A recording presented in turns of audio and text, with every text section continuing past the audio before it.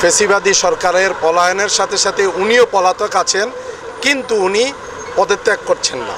যদি উনি স্বাভাবিকভাবেই আজকে পদত্যাগ করেন, ওনার পদত্যাগ করার অনেক সিস্টেম আছে, কিন্তু যদি উনি না নামেন আমরা পরবর্তীতে আরও কঠোর কর্মসূচিতে যাব। ফুলের টোকা দেওয়া হবে না, কোনো কিছু করা হবে না, আপনি পদত্যাগ করে ফেলেন।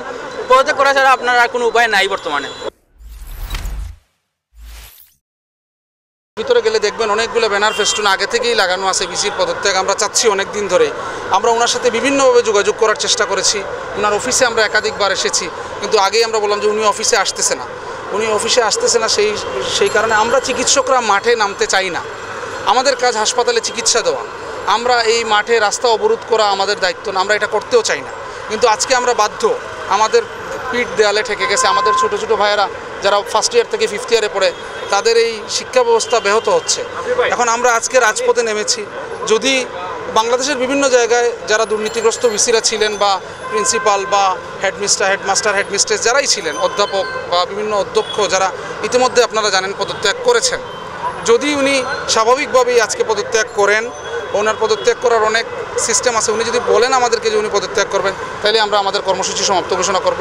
কিন্তু যদি উনি না নামেন, উনি যদি এখনও ওই আগের দিয়ে যদি এখনও উনি এই পদটা আঁকড়ে ধরে রাখতে চান, তাহলে আমরা পরবর্তীতে, আমাদের নেতৃবৃন্দরা এখানে আছেন, আমরা পরবর্তীতে আরও কঠোর কর্মসূচিতে যাব ইনশাআল্লাহ। উনি আমাদের যারা বৈষম্যবিরোধী আন্দোলনের সাথে জড়িত ছিল, উনি ডাইরেক্ট নির্দেশনা দেওয়া হয়েছিল তখন যে কোনো ধরনের বৈষম্যবিরোধী আন্দোলনের সাথে যারা জড়িত থাকবে তাদেরকে কোনো ধরনের চিকিৎসা দেওয়া হবে না।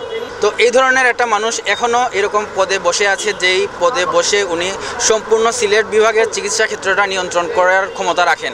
এরকম পদে আমরা এরকম মানুষ চাচ্ছি না। তো এই জন্য আমরা আজকে এই অবস্থান কর্মসূচি নিয়েছি। পদত্যাগ করে ফেলুন, সেটা মোবাইলের মাধ্যমে হোক, সেটা ডিজিটাল ডিভাইসের মাধ্যমে হোক, সেটা আপনার ড্রাইভারকে পাঠিয়ে হোক, আপনি যেভাবেই হোক, বা আপনি সশরীরে এসেই হোক, আপনাকে ফুলের টোকা দেওয়া হবে না, কোনো কিছু করা হবে না, আপনি পদত্যাগ করে ফেলেন। পদত্যাগ করা ছাড়া আপনার আর কোনো উপায় নাই বর্তমানে। আমাদের দাবি হলো সিলেট মেডিকেল ইউনিভার্সিটি জেপিসি এবং সহ আরও কিছু শীর্ষ কর্মকর্তাবৃন্দ তাদের পদত্যাগের জন্য। আসলে যে আমাদের যে ভিসি আছেন, উনি এখন অ্যাক্টিভলি কেউ কাজ করছেন না। অ্যাজ এ রেজাল্ট আমাদের দেখা যাচ্ছে যে ফিফথ ইয়ারে যারা আছেন, যারা প্রফ দেবেন, ফাইনাল প্রফ, দেন ইন্টার্নশিপে যারা আছেন, তাদের কিছু আই গেস ডকুমেন্টেশন অফিসিয়াল ওগুলো নিয়ে সমস্যা হচ্ছে এবং আটকে আছে। সো সে কারণে আসলে আজকে আমরা ভিসি পদত্যাগের জন্য এখানে সবাই জড়ো হয়েছি। ভিসি যে উনি আছেন, উনি তো আগে মোটামুটি এই প্রধানমন্ত্রীর চিকিৎসা করতেন, তো উনি বর্তমানে আমাদের কোনো কাজকর্ম করতেছেন না। আমাদের বড় বড় ভাইয়া যারা আছে, ওনাদের পরীক্ষা আটকে রয়েছে, ওনারা প্রব দিতে পারতেছে না। তো আমাদের দেখা যাচ্ছে মেডিকেলের যত দায়িত্ব আছে সব আটকে রয়েছে আর কি, কোনো কিছু উনি দায়িত্ব পালন করতেছে।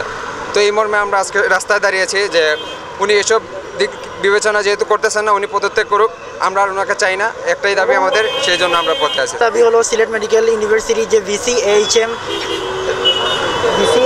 এনায়েত হোসেন আর ওনার রেজিস্ট্রার ফজলুর রহমান সহ বাকি যারা ফ্যাসিস্ট শেখ হাসিনার দালাল ছিলেন, মানে ওনারা আসলে সরাসরি ওই দল সাপোর্ট করতেন, এমনকি আন্দোলনের সময় ওনারা শান্তি সমাবেশও করেছিলেন। ওনাদের পদত্যাগের জন্য আমরা দাবি জানাচ্ছি। এখন তো আমরা কর্মসূচি আমরা এখানে অবস্থান নিব, আধা ঘন্টা আলটিমেটাম। সিলেটের পবিত্র মাটিতে, এই ইউনিভার্সিটিতে যিনি ভিসি হিসেবে নিয়োগপ্রাপ্ত বর্তমানে, উনি ডাক্তার এনায়েত হোসেন স্যার। উনি গত ফেসিবাদী সরকারের পলায়নের সাথে সাথে উনিও পলাতক আছেন, কিন্তু উনি পদত্যাগ করছেন না।